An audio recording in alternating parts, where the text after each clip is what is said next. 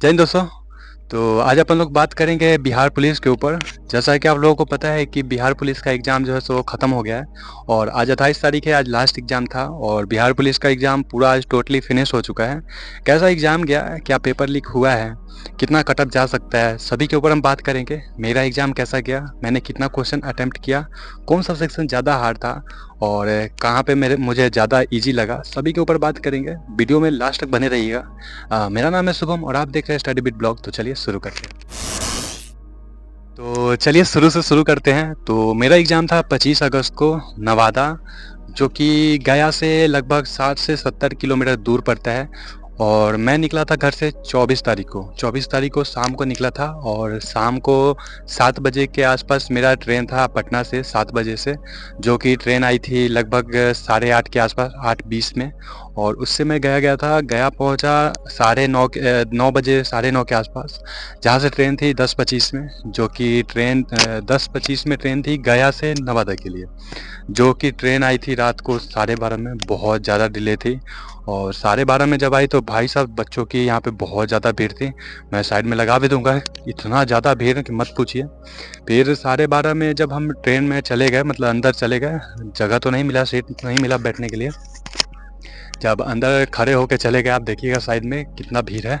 और उसके बाद ट्रेन जो है सो 1.5 घंटा के बाद वहाँ से चली, यानी कि 12:30 पे आने के बाद ट्रेन जो है सो 1:30 बजे गया से निकली नवादा के लिए और पहुँची 3:30 में नवादा। नवादा पहुँचने के बाद 3:30 में बहुत तेज़ नींद लग रहा था, तो हम सभी प्लेटफॉर्म पर ही सो गए। प्लेटफॉर्म पर भारी संख्या में बहुत ज़्यादा भीड़ था, भयंकर वाला भीड़ था, मत पूछिए किस हाल में वहाँ पे रात गुजारा गया। तो रात हुई, यहीं पे सो गए नीचे चादर वगैरह बिछा के। उसके बाद सुबह उठा 6 बजे, फ्रेश वगैरह होकर 8 बजे से पहले यानी 7 बजे के आसपास हम निकल गए थे अपने सेंटर के लिए।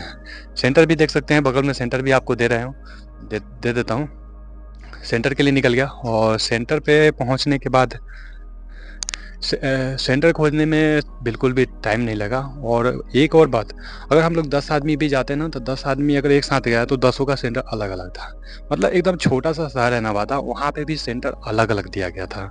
तो सेंटर पे पहुँच गया मैं 7, 7:30 के आसपास। उसके बाद वहाँ पे इंतज़ार करते करते करते 9 बजे से एंट्री स्टार्ट था, लेकिन 9:30 में एंट्री करवाया गया।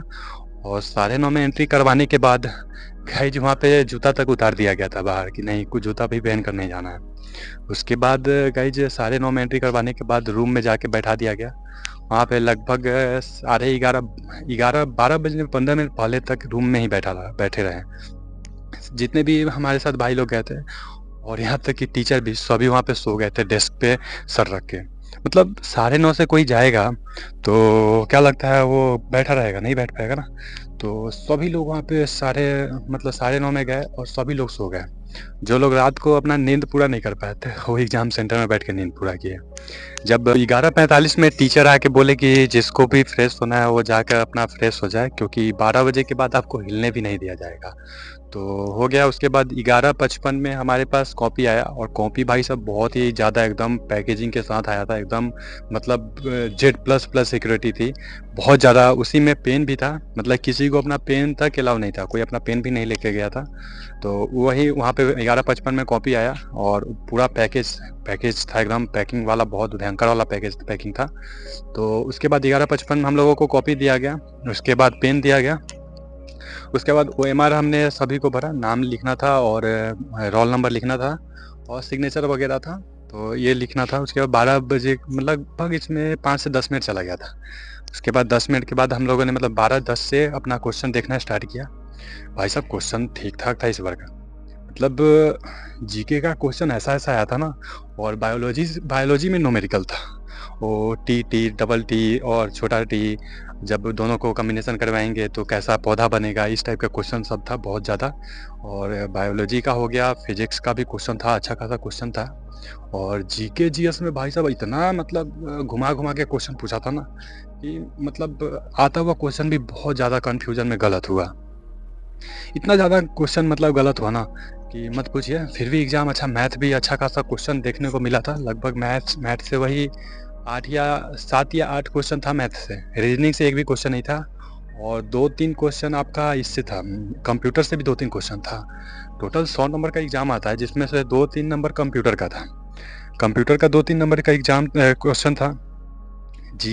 ये था, करंट अफेयर्स से क्वेश्चन था 2-4, और बिहार जीके से भी क्वेश्चन था, और अच्छा क्वेश्चन था, लेवल ठीक-ठाक था। तो मैंने क्या किया कि सबसे पहले तो अपना ओएमआर भर लिया, और उसके बाद क्वेश्चन को स्टार्ट किया बनाना। तो मेरा एक आदत है ना कि मैं उसको सेक्शन वाइज़ में बाँट लेता हूँ। तो मैंने एक काम किया, उसको 50-50 के सेक्शन में बाँटा, यानी कि सबसे पहले मैंने 50 में उसको 50 का सॉल्व किया, 50 क्वेश्चन सॉल्व किया, मतलब जो भी उसमें से बन सकता था, उन सभी को पहले मैंने ये किया, बनाया। और बनाने के बाद फिर मैंने क्या किया कि जो क्वेश्चन बन गया ना, उसको पहले जाके ओएमआर में भर लिया। तो ओएमआर भरने से होता है कि बाद में आपको ना दिक्कत नहीं होती है, मतलब बाद में जल्दीबाजी नहीं कर सकते हैं आप। होता है कि मान लीजिए कि आप एक बार में 100 में 100 बना के चले गए, और बाद में ओएमआर भरने के समय आपका टाइम ख़त्म हो जाए। इसलिए मैंने क्या किया कि सबसे पहले जो क्वेश्चन आता था उसको सॉल्व किया, और उसके बाद ओएमआर भरा। वो ओएमआर भरने के बाद उसके बाद मैंने 100 में 100 क्वेश्चन किया। नेगेटिव मार्किंग तो था नहीं, तो 100 में 100 क्वेश्चन तो कर दिया, और बाद में मेरे पास टाइम बचा तो रीचेकिंग के लिए गया। तो रीचेकिंग में भाई साहब मतलब 4-5 क्वेश्चन ऐसा निकल गया जो मुझे आता था, अच्छे से आता था, और उसको मैं सिर्फ सही से पढ़ा नहीं ना, इस कारण से वो गलत हो गया। और ओएमआर था, ओएमआर पहले ही फिल कर चुके थे, तो ओएमआर फिल करने का मतलब है कि आप उसको बाद में कोई भी एडिट कर नहीं सकते हैं। तो यही गड़बड़ हो गया। एक क्वेश्चन फँसा था ना, मतलब बाद में जब मैं उसको बाद में पढ़ा जाकर, तो बहुत ज़्यादा मतलब दुःख हुआ कि ये क्वेश्चन तो ईज़ी था। क्वेश्चन था ना कि निम्नलिखित में से कौन-सा संघ सूची का विषय है? मैं गलती से जल्दबाज़ी में उसको समवर्ती सूची पढ़ लिया, और ऑप्शन में था शिक्षा था, तो शिक्षा जो है सो समवर्ती सूची का ही विषय है, दोनों उस पे बना सकते हैं। और संघ सूची का विषय पूछा था, हम समवर्ती सूची कर लिए। अब वही हो गया क्या कि समवर्ती सूची वाले में मार दिया शिक्षा, और ये आंसर जो था सो सुरक्षा होगा, क्योंकि संघ सूची का विषय सुरक्षा है। तो अब ये क्वेश्चन मेरे से गलत हो गया एक। और एक और क्वेश्चन था 1905 के अधिवेशन की 1905 में जो कांग्रेस अधिवेशन हुआ था, उसकी अध्यक्षता किसने किया था? मुझे बहुत अच्छे तरीक़े से याद था कि जी गोखले ने किया था, गोपाल कृष्ण गोखले ने। फिर भी मैंने गलती से दादा भाई नौरोजी कर दिया, और दूसरे बार रीचेकिंग में फटाक से मतलब ये क्लिक हुआ कि ये क्वेश्चन का आंसर तो है ही नहीं, मैंने गलत कर दिया है। लेकिन तब तक बहुत देर हो चुका था, क्योंकि मैंने ओएमआर पहले ही भर दिया था, और यही गड़बड़ हो गया, क्योंकि ओएमआर भरते चलना होगा ना, और यही थोड़ा-सा गड़बड़ हो गया। लेकिन एग्ज़ाम ठीक-ठाक गया। मैंने स्टार्टिंग में जितना जैसे हो सकता है कि 60 से 70 क्वेश्चन जो है सो फर्स्ट अटेम्प्ट में ही कर लिया था, जो कि मतलब 100% श्योर था, जिसमें से 4-5 क्वेश्चन तो बाद में ही गलत निकल गया मेरा, उसी समय इंस्टेंट। इसका मतलब है कि 4-5 हटा दिया जाए तो 65 क्वेश्चन 60 के आसपास मेरा सही होगा ऐसे।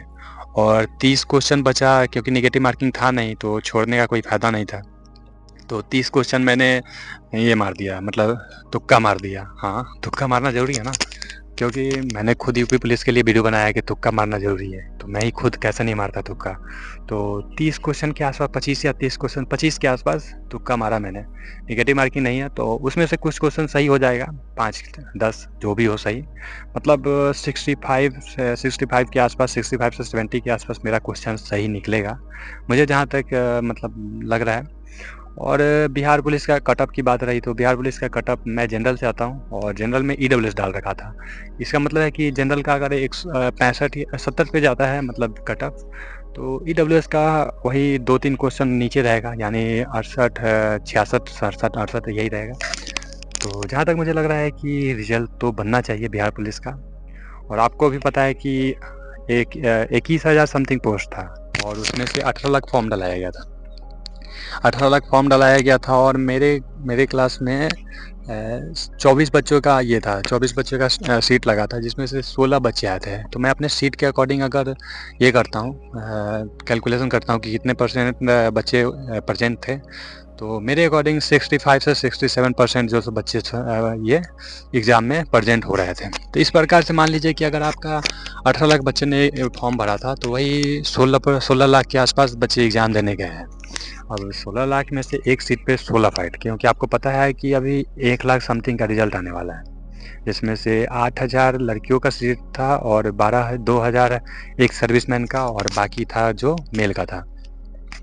तो इसमें से सीट 16 लाख टोटल एग्ज़ाम दिए हैं, जिसमें से अभी मान सकते हैं क्योंकि 1 लाख का रिजल्ट आने वाला है, मतलब 16 पर एक बच्चों का। तो 16 पर अगर एक बच्चों का रिजल्ट आता है तो आ जाना चाहिए।